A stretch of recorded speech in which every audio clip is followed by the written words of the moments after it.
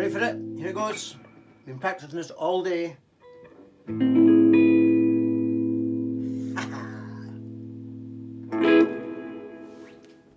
Hi folks, thanks again for joining me.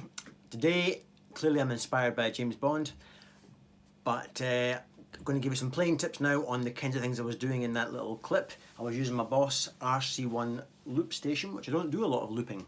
I tend to like to do stuff without the loop and just try to see if I can get the chords and the lead together, but on this occasion I thought let's go full hog and do the loop. This video is, I just want to see who inspired me, apart from listening to Billie Eilish a lot in that James Bond theme, and I can't wait to go and see the film. Actually, I was listening to Tom Bukovac. Have you heard of Tom Bukovac? He's the National session player, and I watched the rig rundown from Premier Guitar, and he's just great. He's got this cool drawl in his voice, and he leans over his guitar, and you can just tell he's so into it, and you're just watching him and you think, you're interesting, and he's playing's interesting. He's not like a Nashville, he's not like a Brad Paisley bumbling about the Telecaster neck. He's not that kind of, he's more heavier than that, and he's not afraid to throw in power chords into his stuff, and then he comes out the most. Listen to him. Tom Bukovac, rig rundown, and also the one he did for, is it Gruen's Guitars? That's great. He sits there with a Les Paul, and then somebody hands him a 335. Guy's great, but he's different. He's so different. So actually I heard some stuff he was doing, I was influenced by it, and I've come up with my own version, and it's nothing like what he was doing. But that's what's great about not copying people. You end up down a complete different route, but it would never have happened if you hadn't been inspired in the first place. Anyway, so that's Tom Bukovac, check him out. Anyway, let's get on with the playing tips. So my first playing tip today is really just, sorry, I look like shit today. I've recorded this first thing in the morning on a Saturday morning, straight out of bed. Anyway, it's not a beauty contest, Paul.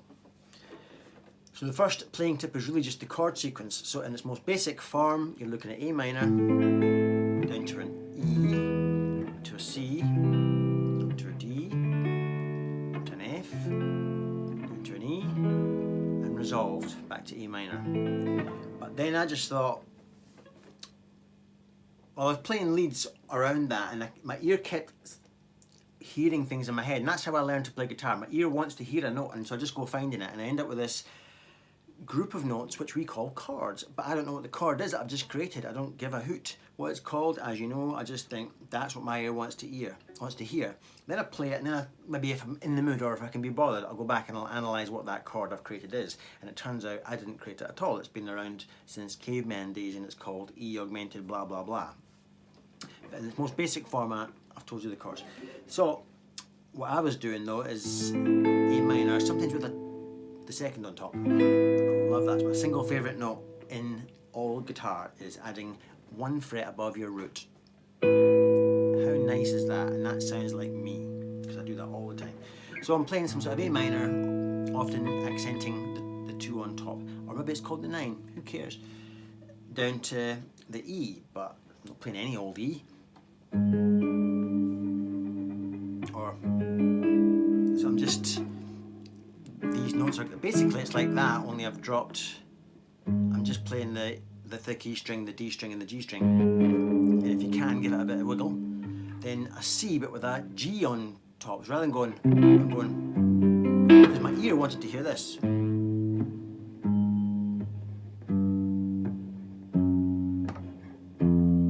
So although those basic chords that I've described are the correct chords, you wouldn't get that note pinging out. So you've got to think, how can I play those correct chords, but with that semitone each time drop? So yeah.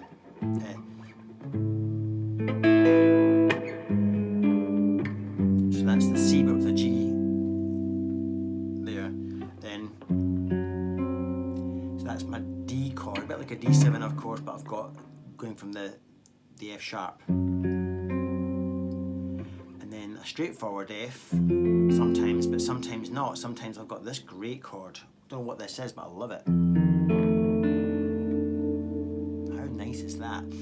My ear created that when I listened to Polly Kera and Joe Bonamassa do one of these gigs that they do. It was called After Midnight, and the keyboard was playing it, and instead of going to the F, he went to this F color chord, and I don't know what it's called. I played it back 17 times. Picked out each note and came up with this and thought, that's brilliant. And I'm sure you're all laughing at me now going, Paul, that's just an F blah blah blah, whatever. And then down to the E9 or that Hendrix chord, whatever that is, who knows what that is. So that's what I was kind of doing.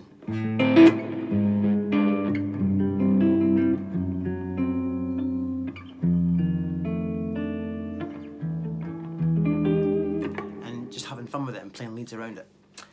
Hope that helps. And then of course for the James Bond bit, just A minor and an F, and if you want to keep the open A note going, then great. And then a D chord played without the pinky so I can get the A droning.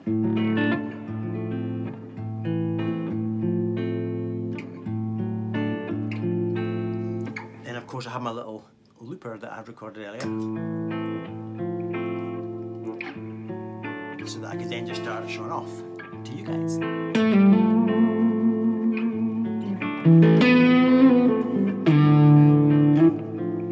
Etc.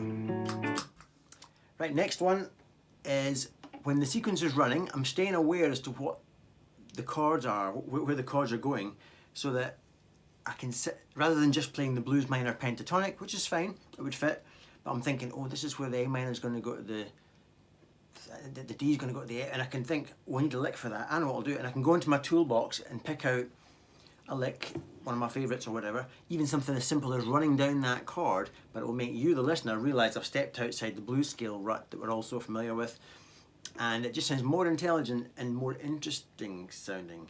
And if Robin Ford was in the room, he'd be patting me on the shoulder right now going, good boy.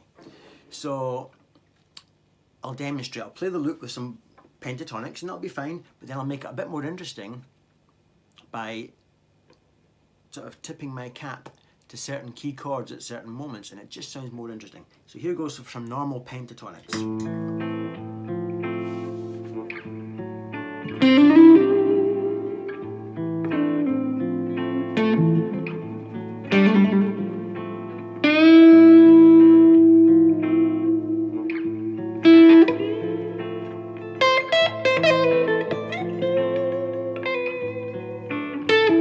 Watch this. There's that second note again.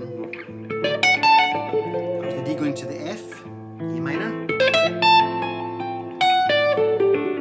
Again the D going to the F. Listen to this one. It's just a D7 chord up to the F. I seem to like going from D to F.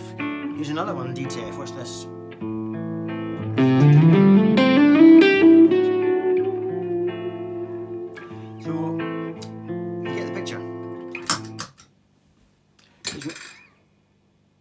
I think I just burst my looper. Oh shit. Right, disaster averted. It's just the looper, it's a Boss RC1 and the wee screw had unscrewed enough that the top flaps open to get the battery in. It's all screwed back together, we're all good. My last little thing was just, you probably know already, it's just the James Bond chord. I've not looked up a book to find out what the James Bond chord is, but I heard it at the end of Billie Eilish's James Bond theme. And I just thought, whoa, why don't I know that? And so I just listened to my ears, picked out the notes I wanted to hear. So I've ended up, if we're playing an A minor, I'm up at the 9th fret on both the B and G strings, and my pinky's reaching over to the 10th fret, and straight away my brain's thinking, oh, that'll just be an augmented. But an augmented would be that, but take that down a semitone. And you get James Bond. Jean Marché, I Sean Connery was Shay. Cut that bit out. Right, time to wrap this up now. I'm going to go down for my morning coffee. Today it was the Marshall Astoria. Love that amp, absolutely great. Gibson 335.